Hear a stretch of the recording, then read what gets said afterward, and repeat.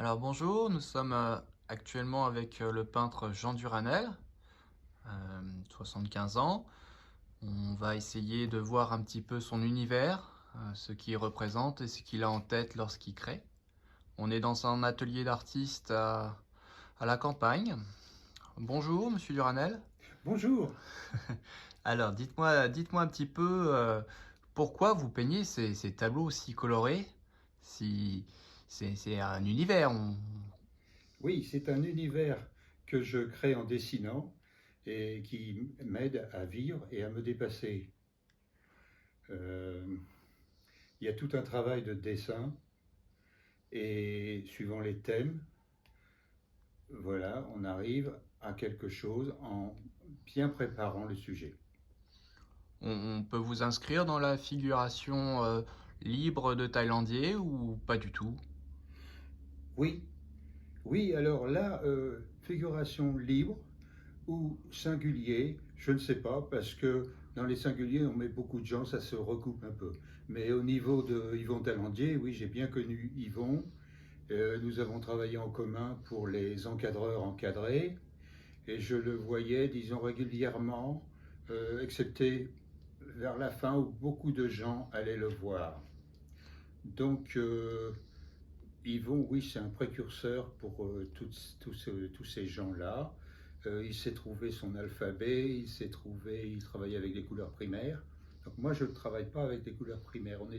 Au début, il croyait que j'étais son fils. Et puis après, il m'a dit non, tu n'es pas mon fils parce que moi, j'utilise des couleurs primaires et toi, tu utilises toute la palette. Voilà. Et puis, il m'avait dit aussi que on avait le même âge. Alors, bon, c'était un blagueur aussi, hein. Alors, il considérait qu'on avait le même âge parce que il avait commencé à peindre très tard. Donc, il m'avait questionné et il avait vu on avait commencé à peindre au même moment, si on veut. Oui, mais vous avez C'est- peint très jeune, vous. Moi, j'étais jeune puisque je l'ai connu euh, au niveau du salon de mai. Oui, mais revenons un peu à vous. Oui, Vous avez dès le lycée commencé à peindre, c'est bien ça?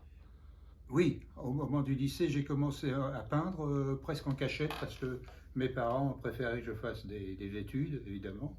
Et puis il y avait des artistes locaux qui m'ont appris les rudiments. Et j'ai exposé et vendu très tôt.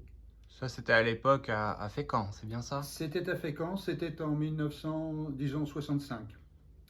Et puis après, j'ai fait les beaux-arts. Donc la façon de peindre était complètement différente. Il a fallu que je parte à zéro, redessiner en atelier, peindre en atelier, c'est pas du tout la même chose. Oui, parce que vous faisiez extérieur quand vous étiez jeune, Oui, dans des sortes de foires, hein? oui, c'était Et l'occasion de prendre l'air aussi. très bien. Et puis après, vous avez fait deux fois les beaux-arts.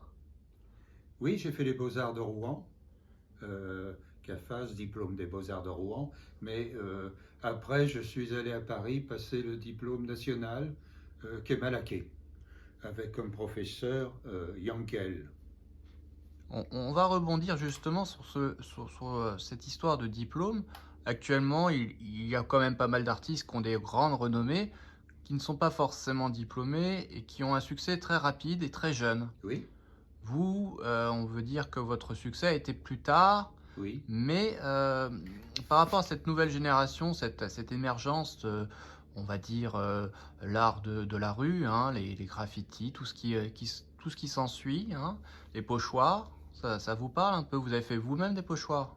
oui, j'en ai fait quelques-uns, et puis j'ai même collectionné il y a 30 ans les gens qui faisaient des pochoirs, et eh bien, tout ça c'est très bien, ça aide la peinture, Ça va dans le bon sens. ça va dans le bon sens, oui. Oui, l'art perpétuellement essaye par de nouveaux moyens et s'exprimer. Oui, et puis il y a des gens si vous voulez, il n'y a pas tellement de critères.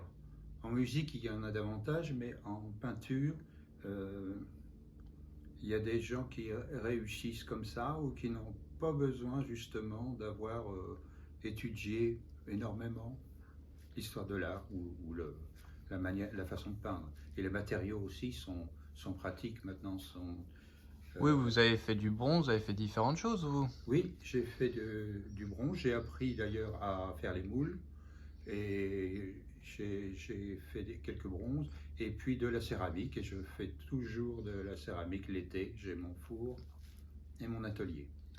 Et aussi de la lithographie. La lithographie, oui, de la litho, et puis j'ai ma presse à gravure aussi pour la Des sculptures lithogravure. aussi, hein, j'en vois une derrière vous, avec des choses un petit peu, voilà, un petit peu récupérées. Ah oui, oui, oui. Euh, Oui, il y a une époque de bois, on en voit un petit peu sur le côté de bois droit. flotté et de... Oui. Oui, oui. Bon, pour conclure, Bon, Monsieur Duranel, cette histoire de se casser, de toujours, de garder la spontanéité dans l'œuvre, de garder même, parfois les défauts sont intéressants. Là, je dis un truc un peu, on, on s'envole un peu, mais enfin bon, voilà. merci Monsieur Duranel pour cet C'est entretien. moi qui vous remercie.